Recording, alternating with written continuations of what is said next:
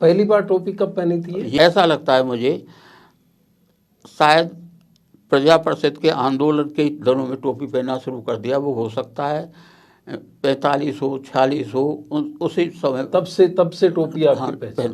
पहनता रहा हूँ जी। फिर 62 के चुनाव में हम लोग 3 भरतपुर से और 2 बांसवाड़े से जीत के आए थे। उसी समय पहली बार 5 कम्युनिस्ट और 5 सोशलिस्ट राजस्थान की विधानसभा में आए थे। बांसवाड़ा से मामा बालेश्वर दयाल के प्रभाव इलाके। हाँ, उस समय भीरा भाई और विट्ठल भाई नाम के 2 आदमी तो जीत के आए थे बांसवाड़ा से जी।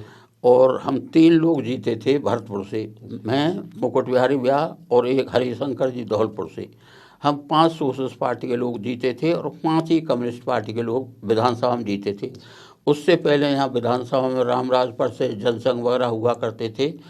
हम 10 के आने के बाद यहाँ विधानसभा का ट्रेंड ही बदल गया। बहस जब होती थी विधानसभा में अलग अलग मुद्दों पर तो भैरव सिंह जी आमतौर पर स्कैंडल जैसे मामलों को उठाते थे और उन पर उनकी मास्टरी थी। मैं ये कह सकता हूँ अच्छी उनकी जानकारी भी थी।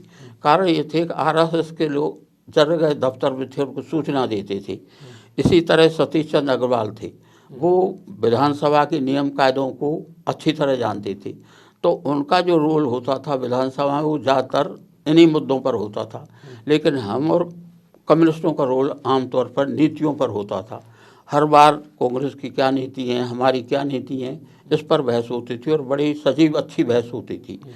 एक घटना इन दिनों में ये हुई, वो साल तो मुझे पता नहीं कौन सा है, पर ये सीलिंग कानून लागू हुआ था। सीलिंग का कानून विधानसभा में बहस हो रही थी तो भैरव सिंह जी बोल रहे थे और वो ये कह रहे थे कि सीलिंग के मैं पक्ष में हूँ लेकिन इसे बढ़ाना चाहिए, सीलिंग को बढ़ाना चाहिए। और हम लोग कह रहे थे कि सीलिंग का सीमा वो कम करनी चाहिए जिससे ज़्यादा से ज़्यादा ज़मीन उपलब्ध हो और गरीबों को बांटी जाए। उत्तेजनाती बढ़ी कि भैरव सिंह जी को पता नहीं, लोग तो कहते जब मैं उसे रिकॉर्ड में नहीं रहना चाहता, मजाक के वो बहाना बनाया, लेकिन वो बेहोश हो गए उस बहस में। बेहोश होकर उन्हें डिस्पेंसरी में ले गए और वो बहस बंद हो गई। उसी तरह के हमने विधानसभा में कई नियम बना रखे थे।